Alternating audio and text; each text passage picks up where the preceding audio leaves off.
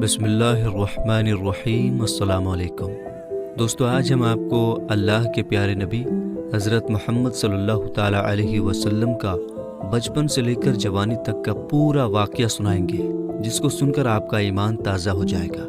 इसलिए आपसे रिक्वेस्ट है कि वीडियो आखिर तक ज़रूर देखिएगा। दोस्तों, पहले अरब के कबीलों का मज़हब था और उन सब के देवी देवता भी अलग अलग थे। कोई मूर्ति की पूजा करता था तो कोई आग की। यहूदियों और ईसाइयों के भी कबीले थे और वो भी मजहब के बिगाड़ के शिकार थे। उस वक्त लोग अल्लाह को छोड़कर इंसानों और पेड़ पहाड़ों की पूजा करने में लगे हुए थे। पूरे अरब में दंगा फसाद आम था। औरतें और बच्चे महफूज नहीं थे। लोगों की जान और माल की हिफाजत की कोई गारंटी नहीं थी। इस अंधेरे दौर से दुनिया को बाहर निकालने के लिए अल्लाह ने हज़रत मोहम्मद सल्लल्लाहु ताला अलैहि वसल्लम को अपना पैगंबर बनाकर इस दुनिया में भेजा। दोस्तों, हुजूर सल्लल्लाहु ताला अलैहि वसल्लम 12 रबीउल अव्वल 571 ईस्वी में पीर के दिन और सुबह सादिक यानी फजर के वक्त मक्का में पैदा हुए। आपके पैदा होते ही आपके दादा अब्दुल मुत्तलिब आपको गोद में उठाकर काबा शरीफ में ले गए, आपके लिए दुआएं की और आपका नाम रखा मोहम्मद। पोते की पैदाइश की खुशी में आपके दादा ने 7वें दिन अपने कबीले के लोगों की दावत की। लोगों ने आकर आपके दादा से पूछा कि आपने इनका नाम मोहम्मद क्यों रखा है? तो आपके दादा ने जवाब दिया कि मैं चाहता हूं कि मेरे पोते पर इस्लाम का असर पड़े। और आपकी वालदा सैयदा आमना ने आपका नाम अहमद रखा। दोस्तों, पैगंबर हज़रत मोहम्मद मुस्तफ़ा सल्लल्लाहु ताला अलैहि वसल्लम जब पैदा हुए तो आपकी खतना पहले से ही की हुई थी और आपकी आंखों में सुरमा भी लगा हुआ था, कीज़ा था। जब आपके दादा अब्दुल मुत्तलिब ने अपने पोते को खतना शुदा और नाफ कटा हुआ पाया तो वो बहुत ज़्यादा खुश हुए और फरमाया कि मेरा पोता बड़ी निराली और बड़ी शान वाला होगा। और यही नहीं, जब आप सल्लल्लाहु ताला अलैहि वसल्लम पैदा हुए तो आपकी मुट्ठी मुबारक भी बंद थी, मगर शहादत वाली उंगली आसमान की तरफ उठी हुई थी और ऐसा लग रहा था जैसे खुदा की वहदानियत का इकरार कर रही है। दोस्तों, जब हज़रत मोहम्मद सल्लल्लाहु ताला अलैहि वसल्लम पैदा हुए तो उस वक्त अरब में ये रिवाज हुआ करता था कि शहर के बड़े लोग अपने बच्चों को दूध पिलवाने के लिए और पलने बढ़ने के लिए देहातों में भेज दिया करते थे, ताकि गांव देहात की खुली हवा में रहकर उनका बच्चा खूब सेहतमंद बने। क्योंकि दोस्तों, उस जमाने में गांव देहात का मौसम शहरों के मुकाबले ज़्यादा साफ सुथरा और ज़्यादा अच्छा हुआ करता था। इसी वजह से गांव देहात में पले बच्चे ज़्यादा सेहतमंद और मोटे ताज़े हुआ करते थे। दोस्तों, इसी रिवाज के मुताबिक पैगंबर हज़रत मोहम्मद सल्लल्लाहु ताला अलैहि वसल्लम को भी मक्का से दूर ताइफ के करीब एक इलाका है जहां बनी साद कबीला रहता है, वहां ले जाया गया और एक दाई को सौंप दिया गया जिसका नाम दाई हलीमा था और वो बनी साद कबीले से थी, इसलिए उनको हलीमा सादिया भी कहा जाता है। दोस्तों, दाई हलीमा बहुत गरीब घराने से थी, इसलिए उन्होंने आप सल्लल्लाहु ताला अलैहि वसल्लम की परवरिश का जिम्मा लिया, ये सोचकर कि 2 साल इनकी परवरिश करूंगी तो उसके बदले में मुझे कुछ माल मिल जाएगा, ताकि उससे उनकी ज़िंदगी का गुजर बसर अच्छी तरह से हो सके। दोस्तों, जैसे ही हज़रत आमिना ने अपने प्यारे बेटे हज़रत मोहम्मद सल्लल्लाहु ताला अलैहि वसल्लम को दाई हलीमा के हवाले किया और जो ही दाई हलीमा ने आप सल्लल्लाहु ताला अलैहि वसल्लम को अपनी गोद में उठाया तो उसी वक्त से दाई हलीमा की ज़िंदगी में रहमत और बरकत होनी शुरू हो गई। दोस्तों, उस वक्त अरबों में ये रिवाज था कि बच्चे की परवरिश का जिम्मा 2 साल का हुआ करता था और हर 6 महीने के बाद बच्चे को उसके घर वालों से मिलाना होता था। इसी रिवाज के मुताबिक दाई हलीमा भी 6 महीने के बाद पैगंबर हज़रत मोहम्मद सल्लल्लाहु ताला अलैहि वसल्लम को उनकी माँ से मिलाने के लिए मक्का पहुंची। उनके साथ उनका शौहर हारिस और उनका एक छोटा बच्चा भी था जो उनकी गोद में था। वो बच्चा भूख से रो रहा था क्योंकि हलीमा बहुत कमज़ोर थी और खाने पीने की कमी भी थी। इस वजह से दाई हलीमा दूध नहीं पिला पा रही थी। तो ही उन्होंने अल्लाह के पैगंबर हज़रत मोहम्मद सल्लल्लाहु ताला अलैहि वसल्लम को अपनी गोद में उठाया और उनको दूध पिलाना शुरू किया। तो पैगंबर हज़रत मोहम्मद सल्लल्लाहु ताला अलैहि वसल्लम ने खूब सैर होकर दूध पिया और आप सल्लल्लाहु ताला अलैहि वसल्लम के दूध पी लेने के बाद दाई हलीमा ने अपने मासूम बच्चे को भी खूब दूध पिलाया। ये देखकर हलीमा परेशान हो गई कि ये क्या मामला हुआ। वो जब मक्का आ रही थी तो उनके पास दूध नहीं था, मगर जब से ये बच्चा उनकी गोद में आया है تب سے اللہ کی طرف سے خاص رحمتوں کا آنا شروع ہو گیا ہے۔ دوستو اس کے بعد دائی حلیمہ اپنے شوہر حارث اور اپنے بچے اور پیغمبر حضرت محمد صلی اللہ تعالی علیہ وسلم کے ساتھ ایک دبلی پتلی سی اونٹنی پر سوار ہو گئی۔ وہ اونٹنی جب بنی سعد کے قبیلے سے نکل کر مکہ کی طرف آئی تھی تو وہ بہت سستی سے چلتی ہوئی مکہ پہنچی تھی، لیکن اب معاملہ یہ ہوا کہ دائی حلیمہ کی اونٹنی سب سے آگے چل رہی تھی۔ دائی حلیمہ کی سہیلیوں نے اپنی آنکھوں سے دیکھا کہ دائی حلیمہ کی یہ وہی اونٹنی تھی جو مکہ میں بڑی سستی سے آئی تھی۔ اب اس اونٹنی کو آخر کیا ہو گیا کہ وہ اب بڑی رفتار سے چل رہی تھی۔ دوستو یہ نظارہ دیکھ کر دائی حلیمہ کی سہیلیاں کہنے لگیں، حلیمہ ہم پر رحم کرو، دھیرے چل، کیا یہ وہی اونٹنی ہے جس پر تم مکہ آئی تھی؟ تو یہ سن کر دائی حلیمہ کہنے لگیں کہ جب سے یہ بچہ میری گود میں آیا ہے تب سے معلوم نہیں عجیب عجیب سے واقعے میرے ساتھ ہونے لگے ہیں۔ دوستو اس کے بعد دائی حلیمہ کی زندگی میں رحمتوں اور برکتوں کا سلسلہ چلتا رہا، اور ایسے کرتے کرتے 2 سال پورے ہونے کو آ گئے، یعنی کہ بچے کی پرورش کا ذمہ پورا ہونے کو آ گیا۔ جو ایگریمنٹ ہوا تھا وہ پورا ہو رہا تھا۔ خیر اور برکتوں کا سلسلہ دائی حلیمہ نے ان 2 سالوں میں اپنی زندگی میں خوب دیکھا۔ اس وجہ سے ان کا دل تھا کہ وہ اس نورانی بچے کو واپس اس کے گھر والوں کو سونپ دیں، مگر دستور کے مطابق 2 سال کے بعد اس کو واپس سونپنا ہی تھا۔ اس لیے 2 سال کے بعد دائی حلیمہ پیغمبر حضرت محمد صلی اللہ تعالی علیہ وسلم کو اپنے ساتھ لے کر مکہ کی طرف نکل پڑی۔ جب وہ مکہ میں پہنچی تو حضرت آمنہ سے کہنے لگی کہ آپ کا بچہ بڑا ہی برکتوں اور رحمتوں والا بچہ ہے۔ جب سے یہ بچہ میری گود میں آیا ہے تب سے میری تو زندگی ہی بدل گئی ہے۔ میری زندگی میں برکتوں رحمتوں کا دور شروع ہو گیا ہے۔ اس لیے میری آپ سے گزارش ہے کہ آپ تھوڑے دن اس بچے کو میرے پاس رہنے دیں، میں تھوڑے دن اس کی پرورش کرنا چاہتی ہوں۔ تو یہ سن کر حضرت آمنہ نے پہلے تو انکار کر دیا، مگر دائی حلیمہ کے بار بار کہنے پر حضرت آمنہ تیار ہو گئیں اور کہنے لگیں کہ تھوڑے دن اور اپنے پاس رکھ لو، پھر واپس آ کر مجھے دے جانا۔ اس طرح سے دائی حلیمہ آپ صلی اللہ تعالی علیہ وسلم کو واپس اپنے ساتھ لے گئیں۔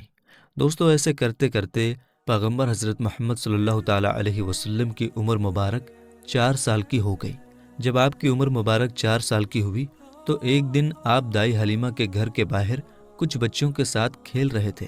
ان میں حلیمہ سعدیہ کا ایک بیٹا جو پیغمبر حضرت محمد صلی اللہ تعالی علیہ وسلم کا دودھ شریک بھائی بھی تھا، وہ سب کھیل رہے تھے کہ اچانک آپ زمین پر گر گئے اور آپ کے چہرے اور جسم کا رنگ پوری طرح سے بدل گیا۔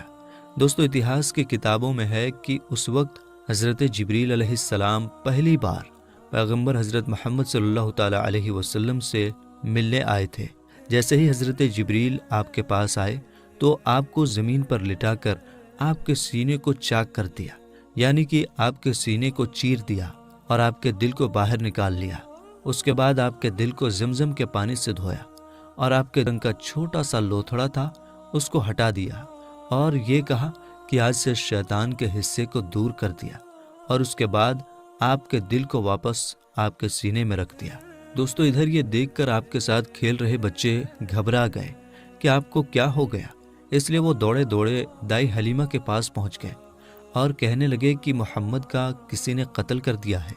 تو یہ سن کر دائی حلیمہ بہت گھبرا گئیں اور پریشان ہو اٹھی اور بھاگتی ہوئی سوچنے لگی کہ مجھے 2 سال کے بعد ہی اس کو اس کی ماں کو دے دینا چاہیے تھا، اب اس کی ماں کو میں کیا منہ دکھاؤں گی۔ یہ سوچتے ہوئے دائی حلیمہ بھاگتی ہوئی آپ تک پہنچی تو حلیمہ نے دیکھا کہ آپ کا جسم کا رنگ بدلا ہوا ہے، مگر تھوڑی دیر کے بعد آپ کو ہوش آ گیا۔ یہ دیکھ کر حلیمہ کی جان میں جان آئی اور کہنے لگی اب اس کو اور نہیں رکھوں گی اپنے پاس۔ اس کے بعد دائی حلیمہ مکہ پہنچی اور پیغمبر محمد صلی اللہ تعالی علیہ وسلم کو حضرت آمنہ کے حوالے کر دیا۔ دوستو اس کے بعد 4 سال کی عمر کے بعد آپ اپنی ماں حضرت آمنہ کے پاس رہنے لگے۔ اس کے بعد زندگی کے دن بیتتے چلے گئے۔ سن 575 یا 576 میں جب آپ کی عمر 5 اور 6 سال کے بیچ ہوئی تب آپ اپنی ماں حضرت آمنہ کے ساتھ اور اپنے دادا عبد المطلب کے ساتھ مدینہ کی طرف نکلے۔ مدینہ میں آپ کے لیے 2 خاص باتیں تھیں۔ ایک تو یہ کہ مدینہ میں آپ کے والد حضرت عبداللہ کی قبر مبارک تھی، اور دوسری بات یہ تھی کہ مدینہ میں آپ کے دادا عبد المطلب کا ننھال بھی تھا۔ دوستو اس زمانے میں سفر 1 مہینے یا 1.5 مہینے کا ہوا کرتا تھا، اس لیے آپ کا یہ سفر بھی تقریباً مہینے بھر کا تھا۔ 1 مہینے کے بعد جب آپ پلٹ کر واپس مکہ کی طرف آ رہے تھے تو آپ کی زندگی میں جو واقعہ پیش آیا اسے دیکھ کر آپ کے دادا عبد المطلب بھی رونے لگے۔ اللہ کے پیغمبر حضرت محمد صلی اللہ تعالیٰ علیہ وسلم کو اپنے بچپن کی عمر میں ہی آپ کو دوسرا بڑا جھٹکا لگا اور اللہ نے آپ کو ایک اور آزمائش میں ڈال دیا۔ دوستو ہوا یہ کہ آپ جب 1 مہینے کے بعد مدینہ سے واپس مکہ آ رہے تھے تو راستے میں ہی آپ کی والدہ حضرت آمنہ کی طبیعت بگڑ گئی اور وہ بری طرح سے بیمار پڑ گئیں اور اس کے بعد ان کا انتقال ہو گیا۔ مکہ اور مدینہ کے بیچ الابوا نام کی ایک جگہ ہے، وہیں پر حضرت آمنہ کو دفن کیا گیا اور اس طرح سے آپ 6 سال کی عمر میں ہی یتیم ہو گئے۔ آپ کی اس حالت کو دیکھ کر آپ کے دادا عبد المطلب بہت پریشان ہوئے اور وہ رونے لگے۔ ایک تو یہ کہ آپ کی پیدائش کے کچھ دن پہلے آپ کے والد حضرت عبداللہ کا انتقال ہو گیا تھا، اور اب دوسرا جھٹکا یہ لگا کہ آپ کی عمر ابھی 6 سال کی بھی نہیں ہوئی تھی کہ آپ کی والدہ کا بھی انتقال ہو گیا۔ یہ دیکھ کر آپ کے دادا عبد المطلب کو بہت دکھ ہوا، مگر وہ بھی کیا کرتے، ایک دن تو سب کو مرنا ہے۔ اس کے بعد آپ کے دادا عبد المطلب نے آپ کو اپنی گود میں اٹھایا اور مکہ کی اور چل پڑے، اس فکر کے ساتھ، اس سوچ کے ساتھ کہ آخر اس معصوم سے بچے کے ساتھ ایسا کیوں ہو رہا ہے۔ دوستو آپ ذرا سوچ کر دیکھیے کہ ان بچوں پر کیا بیتتی ہوگی جو بچپن میں ہی یتیم ہو جاتے ہیں، جن کے والد اور والدہ کا انتقال بچپن میں ہی ہو جاتا ہے۔ اس کے بعد ایسے بچوں کو لوگ دھتکار بھری نظروں سے دیکھتے ہیں، پھر ایسے بچوں کے ساتھ اچھا برتاؤ بھی نہیں کیا جاتا۔ مگر آپ کے ساتھ اللہ کی مدد تھی، جیسا کہ اللہ نے خود قرآن پاک میں ارشاد فرمایا ہے کہ آپ کے یتیم ہونے پر اللہ کی مدد آپ کے ساتھ تھی، اسی وجہ سے آپ کے ساتھ اچھا معاملہ پیش آیا اور اللہ نے آپ کو سہارا دیا۔ دوستو اس کے بعد آپ کے دادا عبد المطلب آپ کو غم کے ساتھ لے کر مکہ میں پہنچے۔ آپ کے گھر کے اندر غم کا ماحول تھا۔ ابو طالب جو آپ کے چچا تھے وہ آپ کو اس حالت میں دیکھ کر رونے لگے۔ ابو طالب آپ کو بہت چاہتے تھے اور عبد المطلب بھی اپنے بیٹوں سے زیادہ اور اپنے پوتوں سے زیادہ پیغمبر حضرت محمد صلی اللہ تعالیٰ علیہ وسلم کو چاہتے تھے۔ دوستو ہم آپ کو بتا دیں کہ عبد المطلب وہ شخص تھے جو قریش کے بہت بڑے سردار تھے، ان کی لوگ سب سے زیادہ عزت کیا کرتے تھے۔ کعبہ کی چھاؤں میں ان کے لیے ایک خاص فرش بچھایا جاتا تھا جس پر صرف وہی اکیلے بیٹھتے تھے، کسی دوسرے کو اس پر بیٹھنے کی اجازت نہیں ہوتی تھی۔ اللہ کے پیغمبر حضرت محمد صلی اللہ تعالیٰ علیہ وسلم ابھی چھوٹے تھے، کھیلتے کھیلتے وہاں پر آ جایا کرتے تھے اور حضرت عبد المطلب کے ساتھ ہی آگے آتے تاکہ ان کو اٹھا کر وہاں سے الگ بٹھا دیا جائے، لیکن عبد المطلب ان کو روکتے تھے اور کہتے تھے کہ یہ میرا پوتا ہے اور اسے بیٹھنے دو۔ پھر آپ کے دادا آپ کے سر پر اور آپ کی پیٹھ پر ہاتھ پھیرتے اور آپ کو اپنے پاس بٹھا لیتے تھے۔ دوستو کہنے کا مطلب یہ ہے کہ آپ کے دادا عبد المطلب کے دل میں آپ کے لیے محبت کوٹ کوٹ کر بھری ہوئی تھی۔ آپ کی وہ ہر خواہش کا خیال رکھتے تھے، آپ کی ہر ضرورت کو وہ پورا کیا کرتے تھے، آپ کو کسی بھی طرح کی کوئی تکلیف نہیں ہونے دیتے تھے۔ وہ ہمیشہ آپ کو اپنے ساتھ رکھتے، اپنے ساتھ میں گھماتے پھراتے اور ہمیشہ آپ کو خوش رکھتے۔ دوستو ایسا کرتے کرتے دن بیتتے چلے گئے۔ اب آپ کی عمر مبارک 8 سال کی ہو گئی، مگر سوچیے اللہ کے نبی نے کیسی کیسی آزمائشوں سے گزر کر اپنے زندگی کا سفر پورا کیا۔ اب آپ کی عمر مبارک 8 سال 2 مہینے 10 دن کی ہوئی تو ایک دن اچانک آپ کے دادا عبد المطلب کا بھی انتقال ہو گیا۔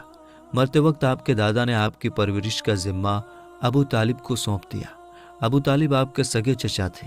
دوستو ذرا سوچئے اس بچے پر کیا گزرتی ہوگی جس کے بچپن میں نہ تو ماں کا ساتھ ہوتا ہے اور نہ ہی باپ کا ساتھ، ایک دادا کا سہارا ہوتا ہے، وہ بھی چلا جاتا ہے۔ اس کے بعد آپ کی پرورش کا ذمہ آپ کے چچا ابو طالب اٹھاتے ہیں۔ دوستو اس کے بعد ابو طالب نے آپ کو سہارا دیا، آپ کی ہر طرح سے حفاظت کی، آپ کے دشمنوں سے، تلوار سے، ہر طرح سے آپ کو محفوظ رکھا اور آخری سانس تک آپ کی مدد کرتے رہے۔ حالانکہ ابو طالب پیسے والے نہیں تھے، پھر بھی آپ کو کسی بھی بات کی کمی محسوس نہیں ہونے دی۔ آپ جس بھی چیز کی خواہش کرتے تھے آپ وہ پوری کر دیتے تھے۔ میرے دوستو اس کے بعد دن بیتتے چلے گئے۔ ابو طالب جب بھی کسی سفر پر جاتے تو آپ حضرت محمد صلی اللہ تعالیٰ علیہ وسلم کو اپنے ساتھ لے کر جاتے، کیونکہ اس زمانے میں سفر بہت 1-1.5 مہینے کا سفر ہوتا تھا، اور ابو طالب نہیں چاہتے تھے کہ یہ معصوم سا بچہ جس کے نہ والد نہ والدہ کا سہارا ہے، نہ کوئی دادا کا سہارا ہے، اس کو کسی اور کے بھروسے چھوڑ کر جاؤں اور اس کو تکلیف ہو۔ دوستو، ایک بار ابو طالب اپنے قافلے کے ساتھ ملک شام کی طرف تجارت کے لیے روانہ ہوئے۔ یاد رکھیں، پہلے عرب میں جو لوگ تھے، خاص کر کے قریش کے لوگوں کا امپورٹ ایکسپورٹ کا بزنس تھا، یعنی کہ وہ ایک جگہ سے سامان خریدتے تھے اور دوسرے جگہ پر لے جا کر اس کو بیچ دیتے تھے۔ اس طرح سے وہ لوگ سامان خریدتے اور بیچتے تھے۔ اسی کام کے سلسلے میں ابو طالب اپنے قافلے کے ساتھ ملک شام کی طرف نکلے۔ ساتھ میں آپ نے حضرت محمد صلی اللہ تعالیٰ علیہ وسلم کو بھی لے لیا اور آپ کو ایک اونٹنی پر سوار کر دیا۔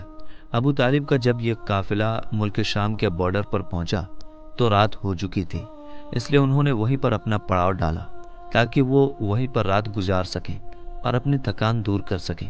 دوستو، ہم آپ کو بتا دیں کہ اس زمانے میں راہب ہوا کرتے تھے جو ایک جگہ سے دوسری جگہ پیدل جایا کرتے تھے۔ اس زمانے میں ایک عیسائی راہب تھا، یعنی کہ کرسچن راہب تھا، جو لوگوں کی رہنمائی کرتا تھا۔ وہ کبھی اپنے گھر سے باہر نہیں نکلتا تھا، یعنی کہ وہ ہمیشہ اپنے گھر کے اندر ہی رہتا تھا۔ جب اس کو معلوم چلا کہ ان کے سامنے کسی نے پڑاؤ ڈالا ہے تو وہ دوڑتا ہوا ان کے پاس آیا اور پیغمبر حضرت محمد صلی اللہ تعالیٰ علیہ وسلم کو لے لیا اور ابو طالب سے کہنے لگا کہ یہ بچہ ساری دنیا کا سردار بن کر آیا ہے۔ اس کی یہ بات سن کر ابو طالب حیران ہوئے اور پوچھنے لگے کہ تمہیں کیسے پتا؟ تم کو کس نے بتایا ہے کہ یہ بچہ ساری دنیا کا سردار بن کر آیا ہے؟ تو اس راہب نے کہا کہ جب تم اس گھاٹی سے ادھر اس گھاٹی میں آ چکے تھے تو اس گھاٹی میں ایسا کوئی بھی درخت اور پتھر نہیں تھا جو اس بچے کو دیکھ کر نہ جھکا ہو، اور پتھر اور درخت صرف انہی لوگوں کے آگے جھکتا ہے جس کو اللہ اپنا پیغمبر بنا کر بھیجتا ہے۔ اس کے بعد وہ کہنے لگا، تم اس بچے کو ملک کے ساتھ ساتھ لے کر مت جانا، کیونکہ آگے یہودیوں سے ان کو خطرہ ہے، کہیں وہ اس کا قتل نہ کر دیں، اور میں اس بچے کو اچھی طرح سے پہچانتا ہوں کیونکہ تورات اور انجیل میں ان کے رسول ہونے کا ذکر آیا ہے، اور میں اس بچے کو اچھی طرح سے پہچانتا ہوں۔ ان کی پیٹھ کے نیچے ایک سیب کی طرح جو نبوت کی مہر لگی ہے، اس مہر سے بھی میں ان کو پہچانتا ہوں، لہٰذا تم انہیں ملک شام لے کر مت جانا۔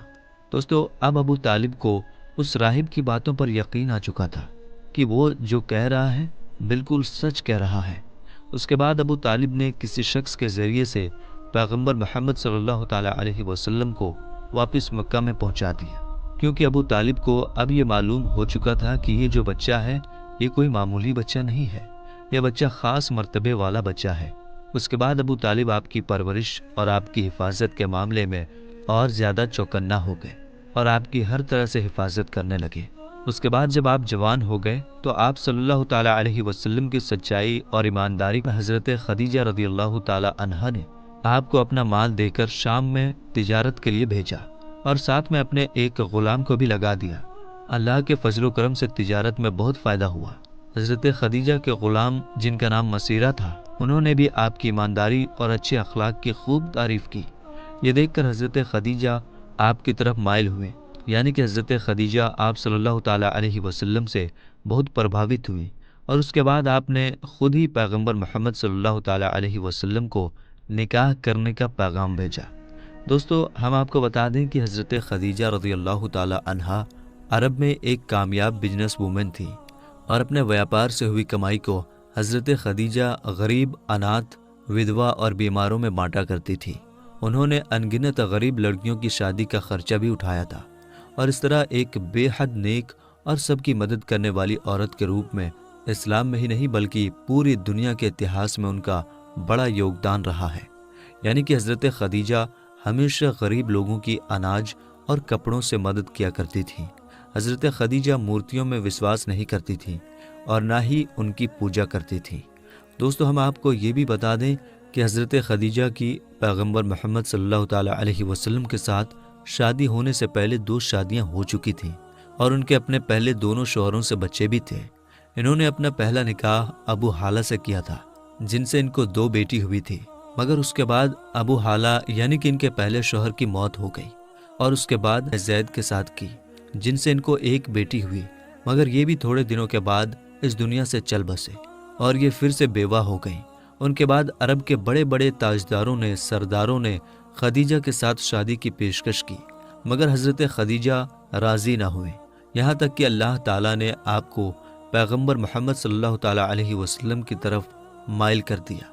دوستو، اس کے بعد حضرت خدیجہ نے پیغمبر محمد صلی اللہ تعالیٰ علیہ وسلم کی ایمانداری اور تجارتی سفر کو دیکھ کر تیسرے نکاح کا پیغام آپ نے خود ہی اپنی ایک خاص سہیلی جس کا نام نفیسہ تھا، اس کے ذریعے آپ نے پیغمبر محمد صلی اللہ تعالیٰ علیہ وسلم کے پاس نکاح کا پیغام بھیجا۔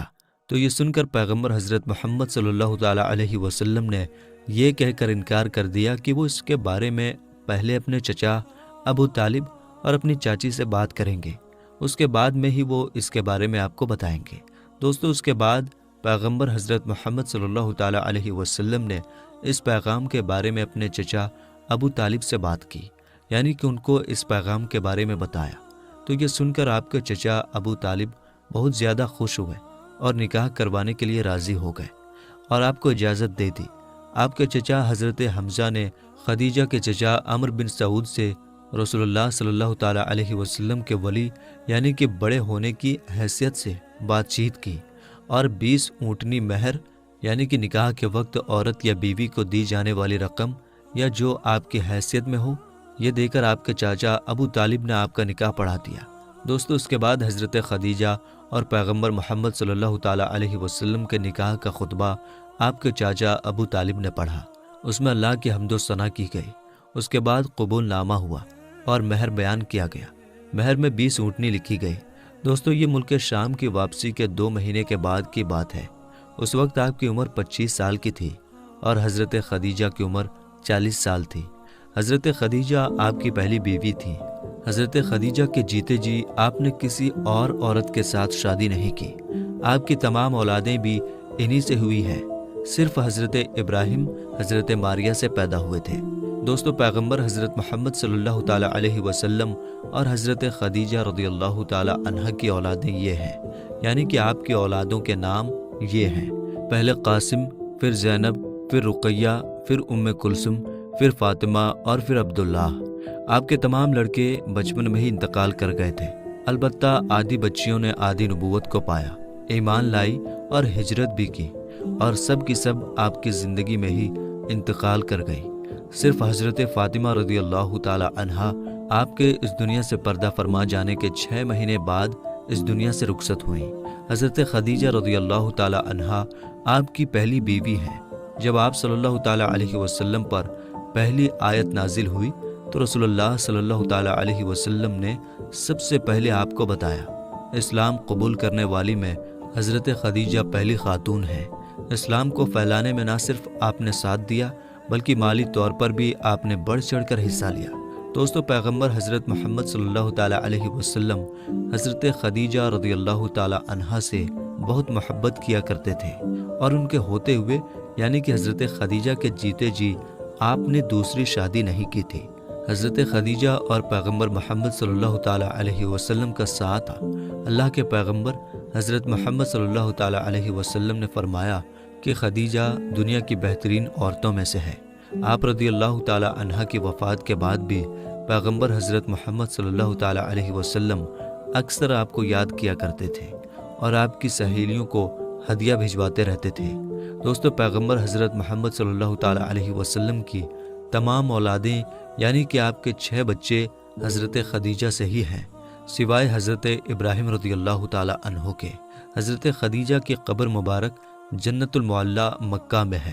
جس سال حضرت خدیجہ رضی اللہ تعالیٰ عنہا اور آپ کے چاچا ابو طالب کا انتقال ہوا تھا، اس سال کو آپ نے غم کا سال قرار دیا۔ میرے دوستو، اعلان نبوت سے پہلے اللہ کے پیغمبر حضرت محمد صلی اللہ تعالیٰ علیہ وسلم کچھ کھانے پینے کا سامان اپنے ساتھ لے کر غار حرا کی پہاڑی پر چلے جایا کرتے تھے اور وہاں جا کر اللہ کی عبادت کرتے تھے، یعنی کہ اللہ کی عبادت میں مشغول رہتے تھے۔ یہ سلسلہ کافی دنوں تک ایسے ہی چلتا رہا، یعنی کہ کافی دنوں تک آپ اسی طرح سے غار حرا کی پہاڑی پر جا کر اللہ کی عبادت کرتے رہے۔ ایک مرتبہ اللہ کے پیغمبر حضرت محمد صلی اللہ تعالیٰ علیہ وسلم غار حرا کی پہاڑی پر اللہ کی عبادت میں مشغول تھے کہ اتنے میں آپ کے پاس حضرت ابراہیم علیہ السلام اپنی اصل شکل و صورت میں آپ کے پاس تشریف لائے، یعنی کہ اچانک حضرت جبریل علیہ السلام آپ کے سامنے نازل ہو گئے۔ ہم آپ کو بتا دیں کہ یہ جبرائیل علیہ السلام اللہ کے سارے فرشتوں کے سردار ہیں، اور حضرت جبریل علیہ السلام کی طاقت اتنی ہے کہ اگر جبرائیل اپنا ایک پر پھیلا دیں تو پورب سے لے کر پشچم تک اس پوری دنیا کو چھپا لیں، یعنی کہ اتنا بڑا حضرت جبریل علیہ السلام کا ایک پر ہے، اور حضرت جبریل علیہ السلام کے اس طرح کے 70,000 پر ہیں۔ اب آپ سوچئے کہ حضرت جبریل کتنے زیادہ بڑے ہوں گے۔ اس کے علاوہ حضرت جبریل کی اسپیڈ اتنی زیادہ ہے کہ یہ پلک جھپکتے ہی سدرہ سے زمین پر آ جاتے ہیں، اور پلک جھپکتے ہی اس زمین سے واپس سدرہ پر پہنچ جاتے ہیں۔ یہ حضرت جبریل علیہ السلام کی طاقت کا عالم ہے۔ اگر حضرت جبریل علیہ السلام چاہیں تو اس پوری زمین کو اٹھا کر پلٹ سکتے ہیں۔ قوم لوط کو اسی طرح سے حضرت جبریل علیہ السلام نے پلٹا تھا۔ یہ حضرت جبریل علیہ السلام کی شان ہے جو اللہ کے ایک فرشتے ہیں۔ دوستو، یہی حضرت جبریل علیہ السلام پہلی بار اپنی اصلی شکل و صورت میں اللہ کے پیارے نبی حضرت محمد صلی اللہ تعالی علیہ وسلم کے سامنے حاضر ہو گئے اور کہنے لگے، پڑھو اقرا۔ یہ سن کر آپ صلی اللہ تعالی علیہ وسلم نے فرمایا، میں نہیں پڑھتا۔ حضرت جبریل نے دوبارہ کہا، پڑھو اقرا۔ آپ صلی اللہ تعالی علیہ وسلم نے پھر کہا، میں نہیں پڑھتا۔ حضرت جبریل علیہ السلام نے تیسری مرتبہ کہا، پڑھو اقرا، تو آپ نے پھر کہا، میں نہیں پڑھتا۔ اس کے بعد حضرت جبریل علیہ السلام نے اللہ کے پیارے نبی حضرت محمد صلی اللہ تعالی علیہ وسلم کو اپنے سینے سے لگایا، اور سینے سے اس طرح سے لگایا کہ حضرت جبریل نے حضور پاک کی بغل میں اپنے دونوں ہاتھ ڈالے، یعنی کہ اللہ کے نبی کے دونوں ہاتھ باہر کی طرف کر دیے، اور پھر جبریل نے پیارے نبی کو اپنے سینے سے لگایا اور پھر زور سے دبا دیا، یعنی کہ بہت زور سے دبایا۔ حدیث شریف میں آتا ہے کہ اللہ کے پیارے نبی حضرت محمد صلی اللہ تعالی علیہ وسلم نے فرمایا ہے کہ اس وقت حضرت جبریل نے مجھے اتنی زور سے دبایا تھا کہ قریب تھا کہ میری جان نکل جاتی، مگر جبریل نے مجھے زور سے دبا کر چھوڑ دیا، اور پھر فرمایا کہ پڑھو اپنے رب کے نام کے ساتھ، جس نے آپ کو اور تمام دنیا کو پیدا فرمایا ہے، پیدا کیا ہے انسان کو زمین و خون کے جمے ہوئے ایک لوتھڑے سے۔ پڑھو، حال یہ ہے کہ تمہارا رب بڑا ہی رحم کرنے والا ہے۔ پھر اللہ کے پیارے نبی حضرت محمد صلی اللہ تعالی علیہ وسلم پڑھنے لگے، اور پھر آپ بہت گھبرا گئے، غار ہرا کی پہاڑی سے اتر گئے اور اپنے گھر آ گئے۔ یعنی کہ یہ واقعہ ہونے کے بعد اللہ کے پیارے نبی حضرت محمد صلی اللہ تعالی علیہ وسلم گھبرائے ہوئے اپنے گھر تشریف لائے۔ اس وقت آپ کا بدن کانپ رہا تھا، جس طرح سے انسان کا بدن سردی سے کانپتا ہے، یعنی کہ اس وقت آپ بہت ہی زیادہ خوف کی حالت میں آ گئے تھے۔ آپ صلی اللہ تعالی علیہ وسلم بہت ہی زیادہ گھبرائے ہوئے اپنے گھر آئے، اور آپ نے اپنی بیوی حضرت خدیجہ رضی اللہ تعالی عنہا سے فرمانے لگے، چادر لاؤ اور مجھ کو چادر اوڑھا دو۔ حضرت خدیجہ چادر لے کر آئیں، اور پھر آپ وہ چادر اوڑھ کر سو گئے۔ اس کے کچھ دیر بعد آپ صلی اللہ تعالی علیہ وسلم کے اوپر سے خوف کے اثرات کم ہوئے، تو آپ نے اپنی بیوی حضرت خدیجہ رضی اللہ تعالی عنہا کو یہ سارا واقعہ بیان کیا، یعنی کہ غار ہرا کی پہاڑی پر جو بھی آپ کے ساتھ میں ہوا تھا وہ سارا واقعہ آپ نے حضرت خدیجہ کے سامنے بیان کر دیا۔ یہ واقعہ سن کر حضرت خدیجہ نے فرمایا کہ آپ کے اوپر یہ کوئی شیطانی کام نہیں ہو سکتا ہے، کیونکہ آپ نے تو ہمیشہ غریبوں کی مدد کی ہے، آپ نے تو ہمیشہ بیواؤں کو سہارا دیا ہے، آپ تو ہمیشہ یتیموں کے سہارے بنے ہو، آپ نے ہمیشہ بے سہارا لوگوں کی مدد کی ہے، اس لیے آپ کے ساتھ میں اللہ تعالیٰ کبھی کچھ غلط نہیں ہونے دے سکتا، آپ کو اللہ کبھی اس طرح سے ضائع نہیں کرے گا۔ دوستو، اس کے بعد میں حضرت خدیجہ اللہ کے پیارے نبی حضرت محمد صلی اللہ تعالی علیہ وسلم کو ساتھ میں لے کر اپنے چچا زاد بھائی حضرت براق ابن نوفل کے پاس پہنچے، جو کہ اس وقت یہودیوں کے ایک بہت بڑے عالم ہوا کرتے تھے۔ یہ اصل میں پہلے مشرک تھے، یعنی کہ بت پرست تھے، لیکن یہ بہت ہی زیادہ تعلیم یافتہ تھے، اس لیے بعد میں انہوں نے عیسائی دھرم کو قبول کر لیا تھا، اور پھر انہوں نے تورات اور انجیل کو حفظ بھی کر لیا تھا، یعنی کہ یہ اس وقت تورات کے ایک بہت ہی بڑے عالم تھے۔ اس لیے حضرت خدیجہ اللہ کے پیارے نبی حضرت محمد صلی اللہ تعالی علیہ وسلم کو ساتھ میں لے کر اپنے چچا زاد بھائی کے پاس پہنچی اور جا کر سارا واقعہ بیان کر دیا۔ بڑھاپے کی وجہ سے بینائی چلی گئی تھی، یعنی کہ اس وقت وہ دیکھ نہیں پا رہے تھے۔ جب انہوں نے اللہ کے نبی حضرت محمد صلی اللہ تعالی علیہ وسلم کی حالت سنی تو پوچھنے لگے کہ آپ کو کیا ہوا؟ تو آپ صلی اللہ تعالیٰ علیہ وسلم نے فرمایا کہ میں غار ہرا کی پہاڑی پر اللہ کی عبادت میں مشغول تھا۔ اتنے میں میرے پاس اس طرح سے ایک بہت بڑا شخص اچانک میرے سامنے آ گیا اور پھر کہنے لگا کہ پڑھو۔ جب میں نے نہیں پڑھا تو اس نے پھر اپنے سینے سے لگا کر مجھ کو بہت ہی زور سے دبایا، پھر میں نے پڑھنا شروع کر دیا۔